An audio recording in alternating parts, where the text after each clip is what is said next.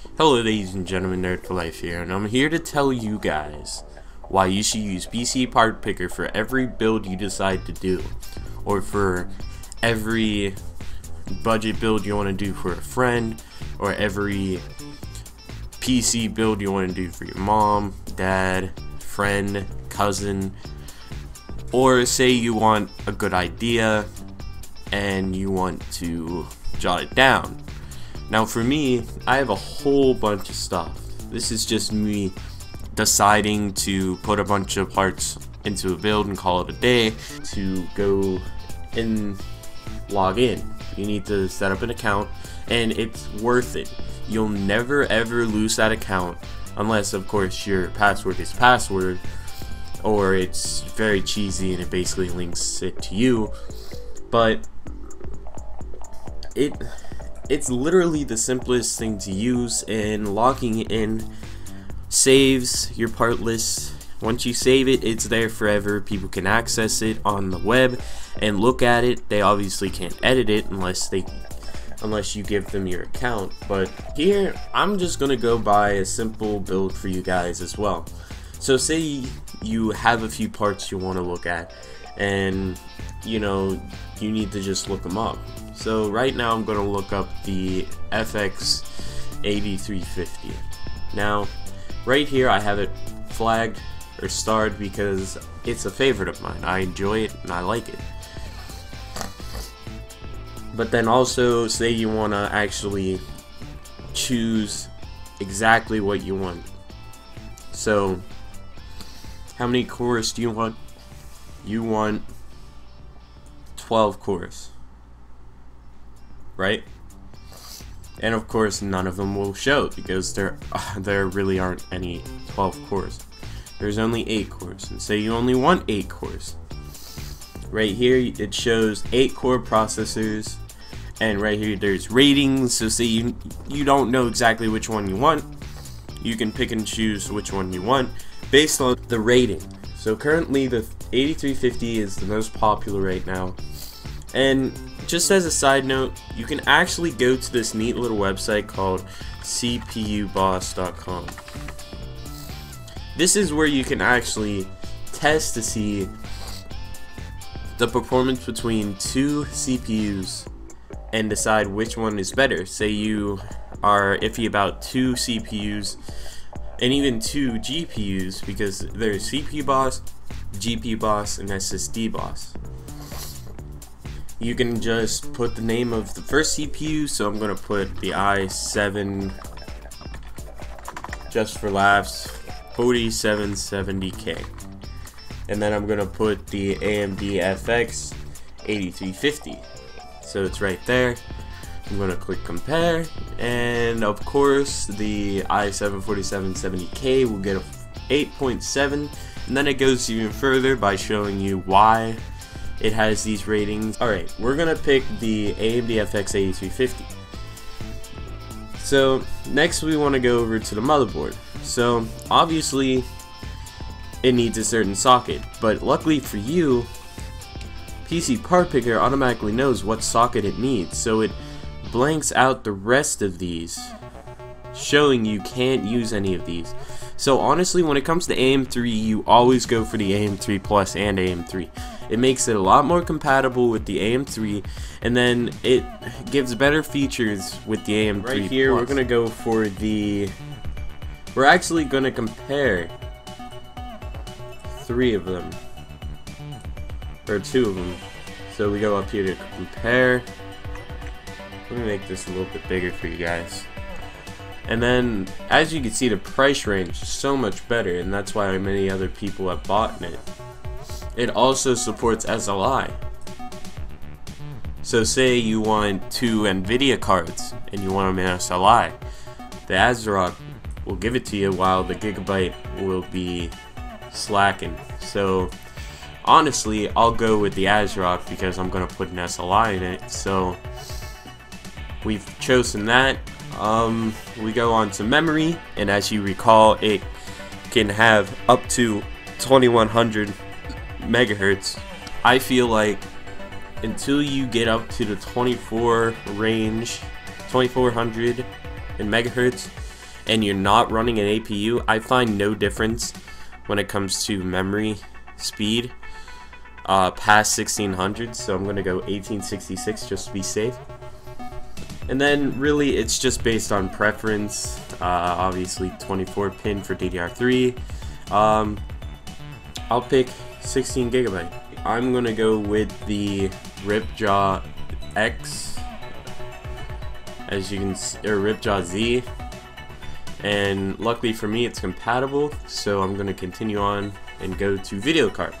So I'm obviously gonna pick the one I know for a fact is gonna be awesome in my build, and I'm gonna go with the 970. Then I'm gonna go to MSI because I'm a big fanboy for MSI. Then I'm gonna add another for 2-way SLI. So, and then luckily for you, it even shows the price range over here for popular websites that you can buy them off of. So there's Amazon, there's SuperBiz, there's Newegg, there's NCIX, there's so many places you can buy them. So say you want the best deal, it shows you the best deal, unless of course you go buy it used online on like eBay or something. Alright, so we're gonna go with the case. So say you want a full tower, right? And I want it to be black and red, and I don't want a power supply because I need a good power supply. I want a side window because I want to look at my pretty computer whenever I want. Yes, I want 3.0 because it's really fast, and it needs to support all the motherboard types. So I'm gonna go to, yeah, that shows me what I want, but I'm gonna look at the ASA because it has 2 ratings and yet it looks damn amazing. So I'm gonna add that to my part list, and as you can see, it's really starting to come together. Here I'm gonna pick storage. I'm gonna get an SSD, obviously. I'm gonna get a Samsung. Go to ratings because I'm not too familiar with SSDs. I'm gonna put 2 for RAID 0 for my operating system, and then I'm gonna pick one 1 terabyte drive because really, if you don't have a terabyte yet and you can't afford a terabyte, you really couldn't afford a computer at all if you can't afford a 1 terabyte drive. I mean, come on.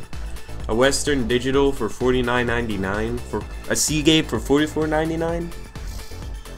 I mean, that's where all your games are gonna go. So why wouldn't you get something like that? Now, when it comes to the power supply, it may say estimated wattage at 533, which is really nice, but you should always go up 100 watts or even 200 watts depending on what you want to put inside your computer. Say like add-on cards and like optical drives. It doesn't add into the hard drives. And say you want to overclock, that's another thing you have to put into. So we're going to look at a 750 watt power supply. And as you can see, Corsair comes up right away at only $52, but you should always look at multiple power supplies because sometimes you may even have to look up reviews. But for me, I know Corsair is alright for now. Efficiency basically lets you know whether or not, based on the scale, whether or not the power supply is going to save you money. Right here we're going to look for a fully modular power supply, and we're going to go with the Corsair RM750.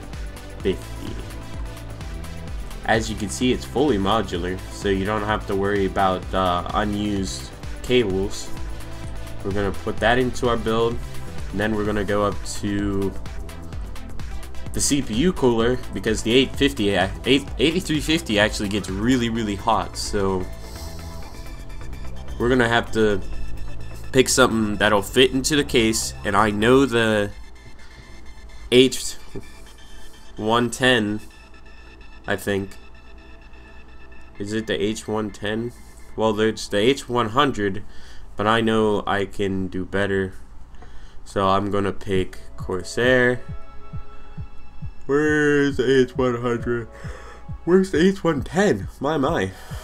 Alright, so we're gonna pick the H100 IGT.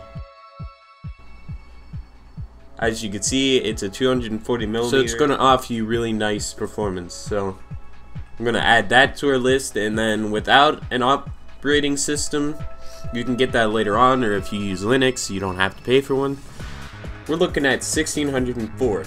But the best part about this, say if I go to save as, and I go to YouTube build,